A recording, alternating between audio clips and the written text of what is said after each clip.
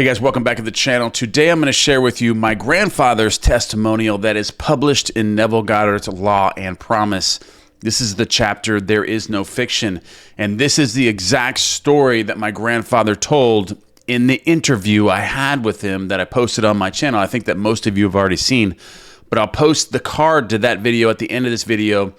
This is the exact story that was published in Neville Goddard's Law and Promise, the same story that my grandfather talks about when I interviewed him. And that's just one of the amazing things that I was able to capture before my grandfather passed away, was to actually get this on film, was to actually interview him, telling me or telling everyone about this story, about how he met Neville Goddard and how he learned how to climb the ladder, how he learned how to create with his imagination, and how he was having these issues with these Arthur Murray dance studios that he was trying to create. He was trying to own multiple Arthur Murray dance studios, and he tried and couldn't do it. But when he met Neville Goddard, he learned how imagination creates reality, and then he started applying it. Within a couple of weeks, he had his first Arthur Murray dance studio. Within a couple of weeks, practicing Neville Goddard's power of awareness and law of assumption, he got it, and he was convinced. Then he went back to see Neville Goddard after all this and started continuing to go into his meetings, went to the VIP meetings in the back of the Wilshire Ebell Theater. He just had success after success using the law of assumption throughout his life. But there was a point in his life where he was extremely successful, but it took a downturn when he started abusing substances and drugs and alcohol and things like this. And he actually had a lot of bad things that happened to him. He stopped using the law of assumption. Well, you're always using the law of assumption. But when he started consuming drugs and he started consuming all of these, outside sources to make him feel good, he no longer was an intentional creator. And it destroyed a lot of his success. And he had a big downfall after that. But this story begins at the very beginning when he was 19, and he was a ballroom dance instructor is what he was. And then he wanted to own his own Arthur Murray dance studio, which is ballroom dancing. He wanted to own one, and he wanted to create that. But this is the beginning. This is where his success began. But his only downfall was his substance abuse. But that was way later in his life, after he already gained all of his success. And after talking with my grandfather and interviewing him about these things, about the downfall and all of his successes and everything, he said the main part of his downfall was abusing drugs and alcohol. That was the worst thing that ever happened to him when I spoke to him. And that was when the shift, when you could see the shift in his success, is when he started abusing drugs and alcohol. When he was successful and he wasn't abusing drugs and alcohol, he owned the largest Arthur Murray dance studio in the world. He owned the Arthur Murray dance studio in Reno, Nevada, and Bakersfield, California, and then the biggest one in the world, which was Montreal, Canada. But you can see where the shift happened is when he started abusing drugs and alcohol. He actually started opening up strip clubs in California, and he completely let all the Arthur Murray dance studios. So as soon as his conception of himself shifted into someone that abused drugs and alcohol, it completely shifted him to a different person.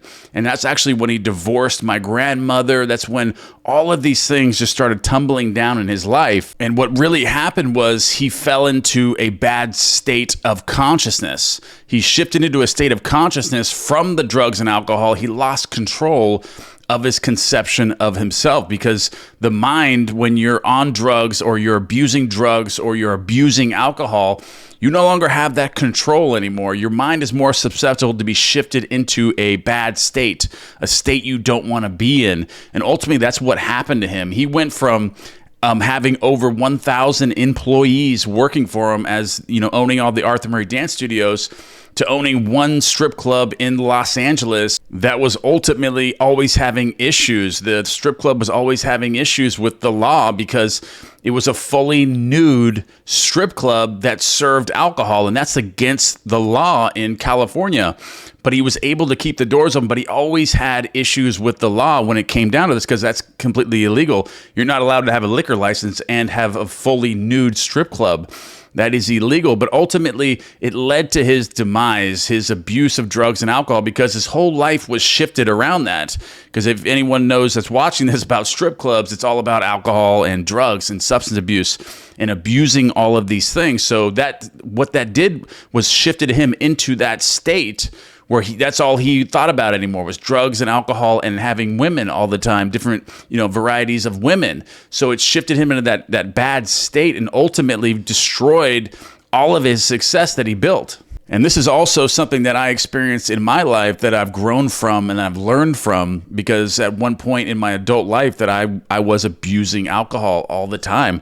But I was manifesting things and I knew the law of assumption, but ultimately I was always in a bad state of mind, and it ultimately just destroyed me, and it took me to a place where I didn't want to be, because I'm constantly trying to consume this outside source to something to make me happy. So I wasn't grateful for anything in my life. It didn't matter what I had, I was never happy. And ultimately it destroyed my life, which I am actually planning on getting into my entire life story in 2023. In the beginning of 2023, I'm planning on giving my story, because I've been visualizing a lot of different things on trying to help as many people as possible. And I feel that my story can really, really resonate and help millions of people in the world not to make the same mistakes that I made, and they can just skip that part and then build their self-concept and create the life of their dreams without having to go through everything I had to go through in order to get there. So I want to teach everyone that by telling my story. But all that is going to be coming in 2023. I kind of went off script here, but let's go ahead and get back to the story. All right, so let's begin right here. This is my grandfather's story from Neville Goddard's Law and Promise, from the chapter, There Is No Fiction. All right, so as my story begins at the age of 19, I was a mildly successful dancing teacher and continued in this static state for almost 5 years. At the end of this time, I met a young lady who talked me into attending your lectures. My thought upon hearing you say that imagining creates reality was that the entire idea was ridiculous. However, I decided to accept your challenge and disprove your thesis. And if you've seen the interviews I had with my grandfather, this is exactly what happened. It was actually one of his friends that introduced him or told my grandfather about going to see Neville because of this imagining creates reality. All right, so my grandfather then bought Neville Goddard's book Out of This World and read it many times. Still unconvinced, I set myself a rather ambitious goal. My present position was as an instructor with the Arthur Murray Dance Studio, and my goal was to own a franchise and be a boss of my own own my own Arthur Murray Dance Studio. This seemed the most unlikely thing in the world, as franchises were extremely difficult to secure. But on top of this fact, I was completely without the necessary funds to begin such an operation. Nevertheless, I assumed the feeling of my wish fulfilled, as night after night in my imagination, I went to sleep managing my own studio. 3 weeks later, a friend of mine called me from Reno, Nevada. He had the Murray studio there and said it was too much for him to cope with alone, and he offered me a partnership. And I was delighted. So delighted, in fact, that I hastened to Reno on borrowed money and promptly forgot all about you and your story of imagination. My partner and I worked hard and were very successful, but after a year, I was still not satisfied. I wanted more. I began thinking of ways and means to get another studio, and all my efforts failed. One night, as I was going to sleep or retiring, I was restless and decided to read. As I looked through my collection of books, I noticed your slender volume, which is Out of This World. I thought of the silly nonsense I had gone through 1 year ago before getting my own studio. The words in my mind electrified me. I reread the book that night, and later in my imagination, I heard my superior praise the good job we had done in Reno and suggest we acquire a second studio, as he had a second location ready for us if we desired to expand. I reenacted this imaginal scene night after night without fail. 3 weeks from the first night of my imaginal drama, it materialized. Almost word for word, my partner accepted the new studio in Bakersfield, and I had the Reno studio alone. Now I was convinced of the truth of your teaching, and never again will I forget.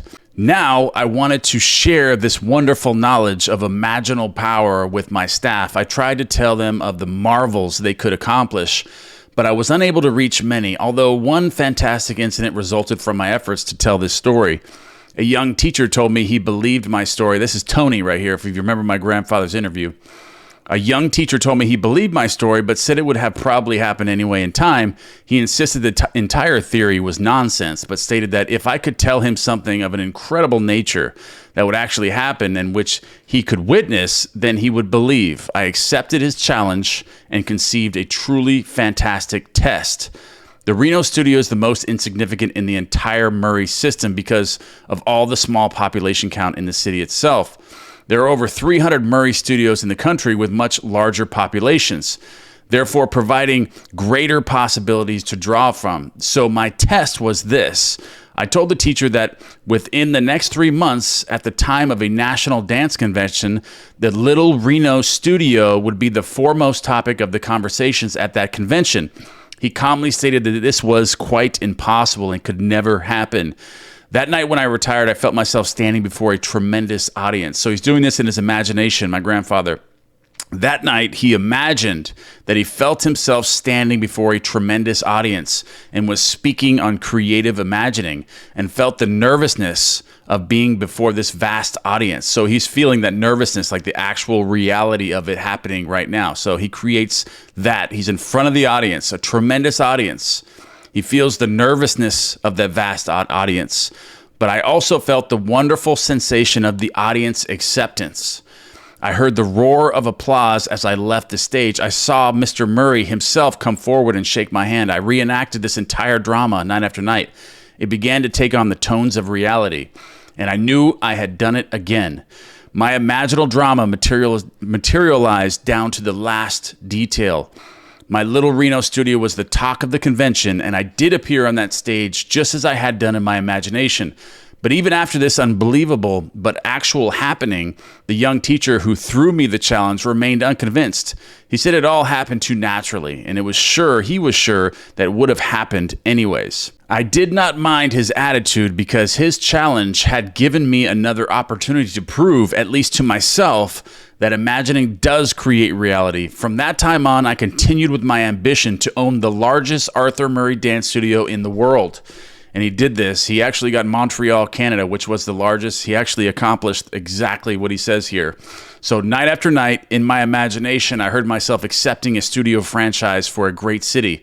Within 3 weeks, Mr. Murray called me and offered me a studio in the city of 1.5 million people. And it's now my goal to make my studio the greatest and biggest in the entire system. And of course, I know it will be done through my imagination. EOL Jr. All right, guys, that's the end of this video. Don't forget to give me one thing you guys are grateful for. And also, I'm going to pop that card up on the screen for you where you can watch my grandfather's story where I interview him and he's talking about this exact story we just went over. That's published testimonial in Neville Goddard's Law and the Promise, which is the chapter, There Is No Fiction.